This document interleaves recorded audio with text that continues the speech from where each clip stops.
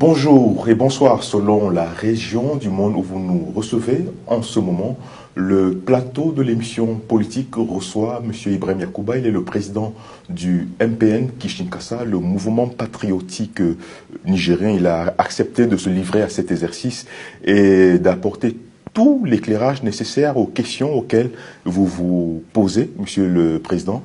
Bonjour. Bonjour et merci de m'avoir invité à votre émission. Alors, comment vous vous portez?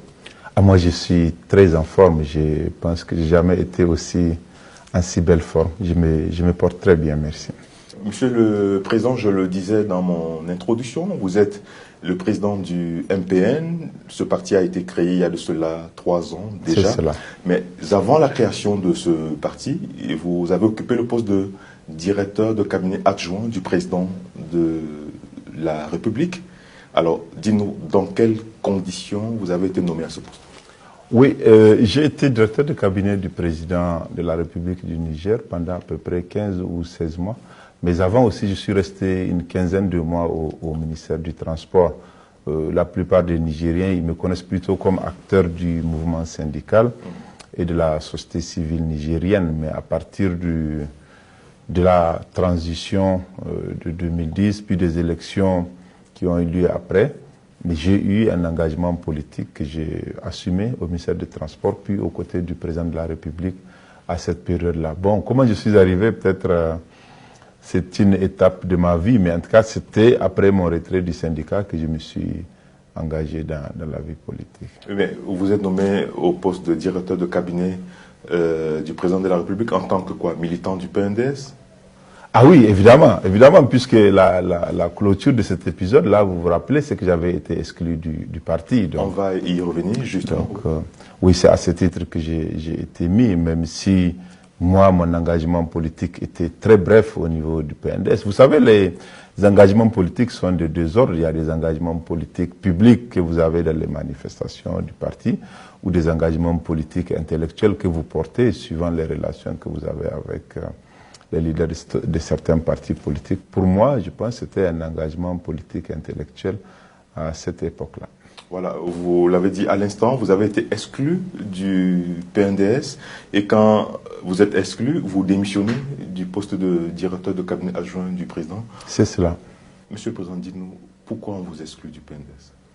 Bon, ils ont donné les raisons, je pense, assez abondamment. À l'époque, ils avaient dit que j'avais des pratiques qui n'étaient pas très conformes à la discipline de leur parti. Bon, ils ont fait... par exemple? Bon, est-ce qu'il est nécessaire de les rappeler? Mais en tout cas, ils en avaient fait un usage abondant sur les médias publics et privés. Moi, je vous rappelle que je n'ai jamais insulté personne. Je n'ai jamais posé un acte de violation de la loi, ni dans ma vie de fonctionnaire, ni dans ma vie militante. C'était leur conception de ce qu'on était en train de représenter au sein du parti. C'est comme cela qu'ils l'ont pris.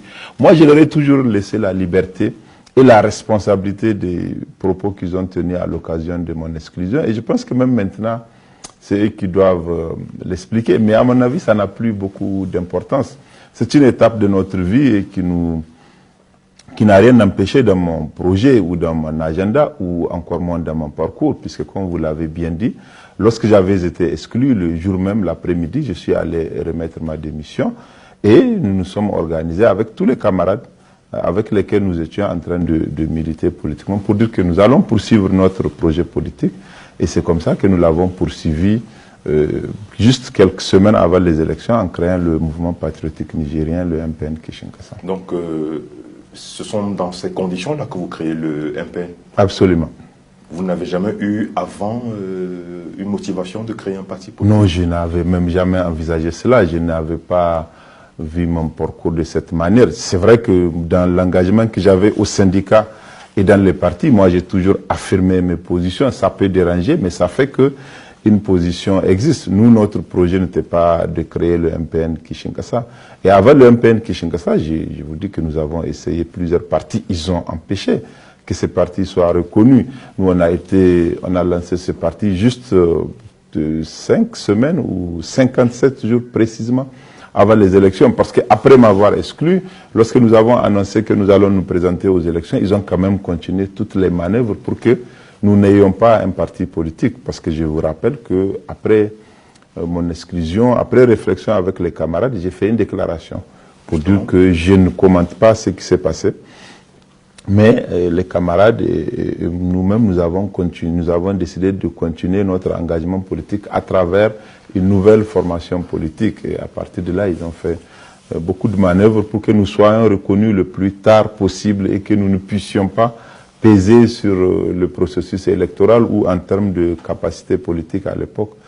Mais je pense qu'on a encore des juillet. Ces manœuvres ont consisté en quoi pour les téléspectateurs qui vous écoutent? Ah oui, d'abord, on a refusé de reconnaître les partis que nous avons voulu créer. Moi-même, je suis allé personnellement avec des camarades déposer les dossiers d'un parti politique qui n'a jamais été reconnu. Deux autres camarades sont allés aussi déposer 2 dossiers du parti qui n'ont jamais été reconnus jusqu'à quelques jours avant les élections. Vous l'avez dit, vous créez le mouvement patriotique nigérien et vous prenez part aux élections présidentielles de 2016.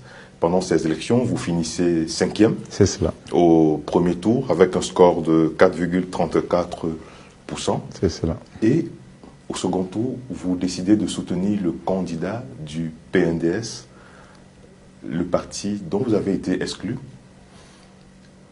Il se dit dans votre parti que cela n'a pas été votre volonté, mais la volonté de la base du parti.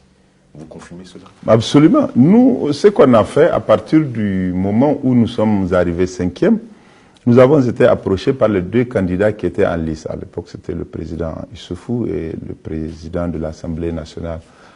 C'était Hama Amadou qui nous avait approchés, mais nous avons demandé aux militants de faire un exercice démocratique. Et c'est pour cela que vous avez remarqué que nous étions les derniers à nous prononcer. Cela nous a pris 9 jours. Nous avons dit aux militants, il faut dire expressément quelle était votre position. Est-ce que nous soutenions l'un ou l'autre ou est-ce que nous nous réservions même de soutenir un parmi les candidats? Et majoritairement, les militants avaient souhaité que nous soutenions le président Issoufou Mahamadou sur vraiment une considération toute simple, mais bien fondamentale pour nous. Vous avez suivi notre déclaration.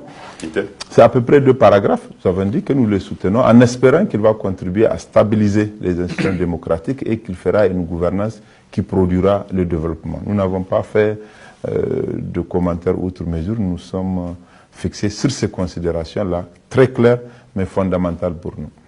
Une certaine opinion a estimé à cette époque que le choix de votre parti de soutenir le PNDS était vraiment inopportun. Est-ce qu'aujourd'hui, vous avez des regrets?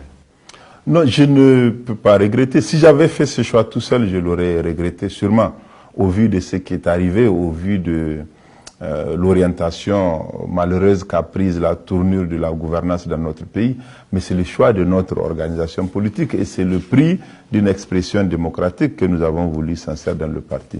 Je suis sûr que si on prenait les militants individuellement, bon, ils auraient dû avoir des questions à se poser après, mais c'est une décision vraiment de notre parti. Et la preuve, lorsque nous l'avions soutenu, vous n'avez entendu aucune opinion contraire sortir de notre parti. Aucun militant, de quelque région qu'il soit ou de quelque structure qu'il appartienne, n'avait dit que ce n'était pas notre choix. Parce que nous avons pris le temps de parler avec les camarades du Niger, de la diaspora, les camarades du village et des villes, pour dire voilà ce que nous voulons faire. Donc c'était le choix que notre parti avait fait à l'époque en toute responsabilité. Maintenant, évidemment, en politique, les choix, ils ne valent qu'au moment où on les réalise. Maintenant, le comportement des acteurs, le comportement des partenaires détermine la conduite que vous pouvez avoir dans la suite. Et c'est pour cela que nous, malgré que c'était un choix démocratique en 2016 de soutenir le président Issoufou, nous étions dans la majorité, mais nous étions le premier parti en avril 2017 à écrire au Premier ministre pour dire que nous nous opposons fermement à l'orientation frauduleuse qu'il veut donner aux élections dans ce pays.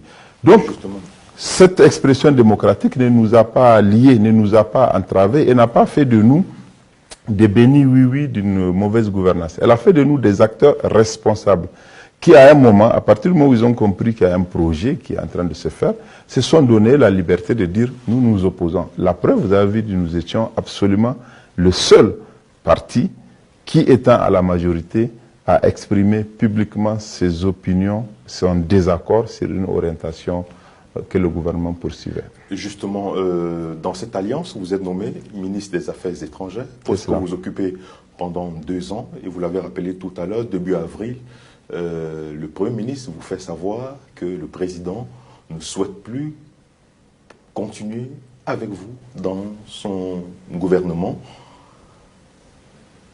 En ce moment, vous démissionnez le même jour. Monsieur le Président, la prochaine question est celle de savoir, vous venez de le dire à l'instant, vous n'avez pas approuvé certaines dispositions du code électoral et vous vous êtes signalé depuis avril 2017. Avril 2017. Il a quoi ce code électoral? C'est quoi le problème concrètement? Il porte un projet de fraude. Lequel? Un projet de fraude, c'est un projet de confiscation du pouvoir aux élections de 2020-2021. Vous savez, au Niger, depuis la conférence nationale, toutes les lois électorales ont été produites par un consensus qui a été formé par l'ensemble de la classe politique. Généralement, c'est toujours en dehors de l'Assemblée nationale. Jamais il n'est arrivé qu'un régime fort de sa majorité, quelle qu'elle soit, décide un jour de dire « je vais faire le code que je veux ». Notre tradition électorale, c'est une tradition de consensus qui a fait que depuis 1993, toutes les fois que la classe politique voulait aller aux élections, on s'assoit ensemble, on discute et on décide des normes électorales qui vont faire en sorte que la confiance se crée. Vous savez, les difficultés que nous avons en Afrique et particulièrement au Niger, c'est que les acteurs politiques ne font pas confiance à la capacité du gouvernement ou même à la volonté du gouvernement de faire des élections transparentes, équitables et libres. C'est pour cela que depuis tout le temps, depuis presque 30 ans, les partis politiques s'associent et ils élaborent les lois électorales qui leur ont permis d'aller aux élections et qui ont permis chaque fois au Niger que lorsqu'il y a un gagnant, les adversaires le reconnaissent et même peut-être le soutiennent. Ce qui est arrivé maintenant à partir de début 2017, c'est qu'à partir des réunions... On rappelle que c'est en juin 2017 que ce code électoral a été adopté par l'Assemblée nationale. C'est cela. C'est cela.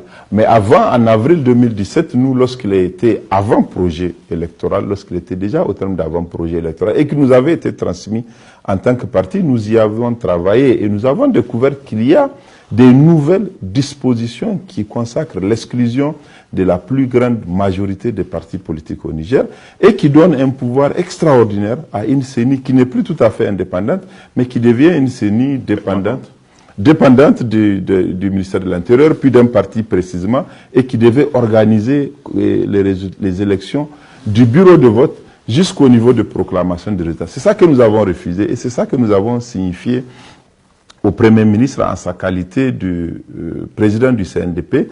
Nous avons identifié les articles qui consacrent l'exclusion et qui consacrent la fraude. Nous n'avons pas fait de la spéculation pour dire que non, c'est quoi des mauvais parce qu'on pense qu'il est mauvais.